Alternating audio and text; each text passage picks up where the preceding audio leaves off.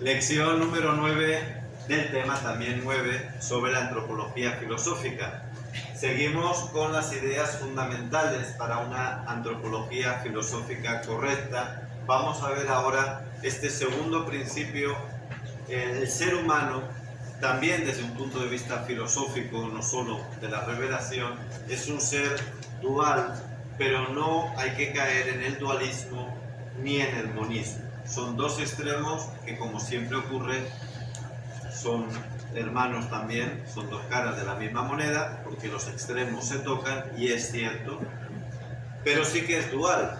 Voy a intentar explicar la diferencia. Antes, alguno de ustedes me ha advertido que he escrito mal en la lección anterior la palabra fenomenología. Creo que me comí el no, fenomenología.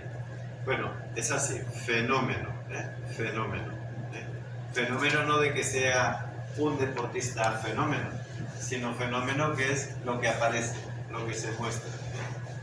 Muy bien, pues aclarado este lapsus, vamos entonces a ver lo que nos dice la razón. La razón, cuando se aplica al ser humano, nos indica que en nosotros hay dos principios. Uno es material, porque efectivamente tenemos un componente esencial que es material, como puede ser, por ejemplo, pues nuestros órganos físicos, etc. Pero también hay otra serie de realidades dentro del ser humano que no son materiales. Por ejemplo, el pensamiento, el propio lenguaje. ¿Dónde están las palabras? ¿Quién las agarra? ¿En qué caja están metidas? El amor, ¿dónde está? ¿En quién lo puede investigar en un laboratorio o en un microscopio?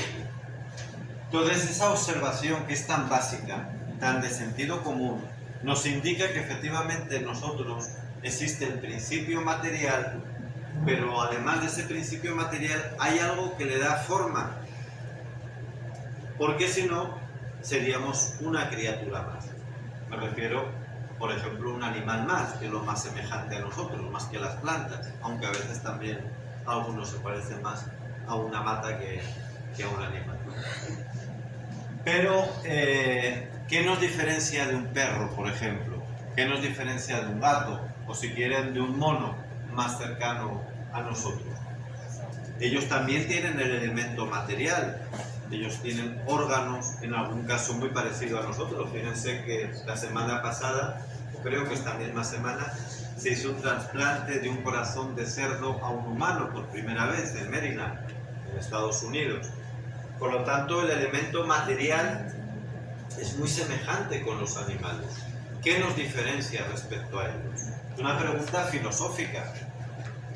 Pues que nosotros tenemos otro elemento, que es lo que llamamos alma. Claro, a nivel filosófico esta palabra puede cuestionarse.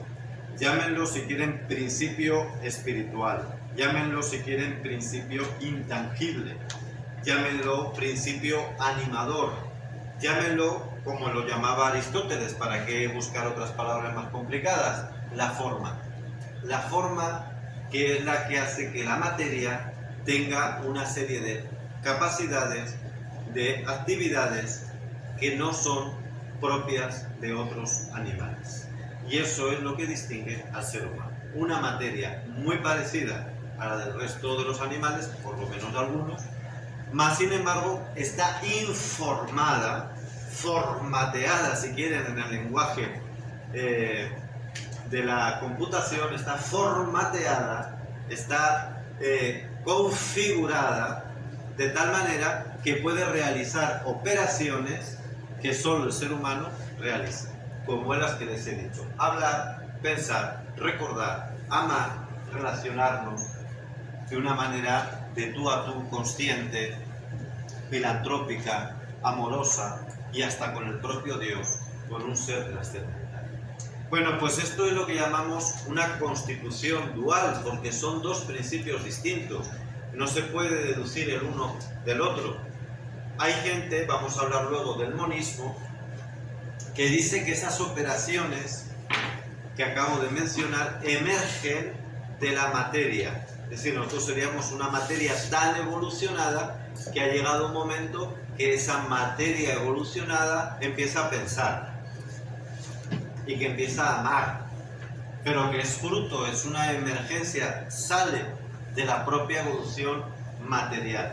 Realmente esto es muy difícil de aceptar racionalmente, ¿eh? Ya no hablo de revelación, pero es muy difícil que solo nosotros, la única especie en el mundo, y además esparcida por todo el mundo, hayamos evolucionado de esta manera, haciendo operaciones que son sustancialmente distintas a lo material. Porque si todavía fuesen del mismo orden, se entiende. Pero son algo, como les digo, cualitativamente distinto, que exige que haya algo, un principio diferente al de la materia. Esto es lo que te pide la razón, insisto, estamos en filosofía, no es porque lo sepamos por la revelación, no. La razón te pide que nuestra dimensión material ha tenido que ser informada, formateada, configurada, actualizada, es la palabra clásica, ha tenido que actualizarse por otro principio distinto, porque si fuese el mismo, pues seríamos una materia más evolucionada, pero seguiríamos siendo materia. Es decir, yo qué sé, tendríamos pues una cabeza más grande, como tenemos algunos, o una lengua más grande, como también tenéis algunos, quiero decir, pero al fin y al cabo sería la misma materia, o tendríamos unos dedos más exquisitos en el sentido de poder hacer mayores habilidades, pero la materia solo evoluciona en la materia. No puede realizar operaciones que le sean totalmente distintos.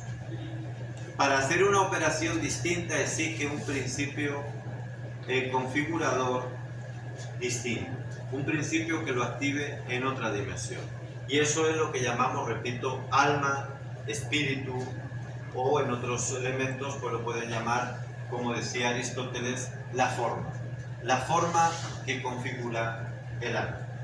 Bien, frente a esto, que el primero que lo plantea es Aristóteles, y por eso siempre aquí usamos el término aristotélico tomista, porque sobre él Santo Tomás todavía perfecciona mucho más esa filosofía. Pues frente a esto hay dos corrientes antropológicas que difieren, ¿no? Aunque son las dos caras de la misma moneda. Por una parte están las corrientes dualistas y por otra parte está la corriente o las corrientes monistas. ¿Qué dicen las corrientes dualistas?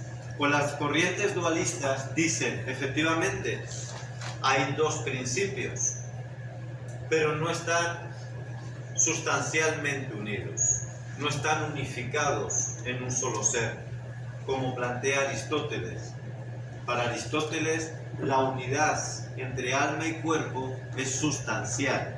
Quiere decir que tiene, por lo menos en esta tierra, mientras vivimos aquí terrenalmente, es una unidad inseparable, irrompible.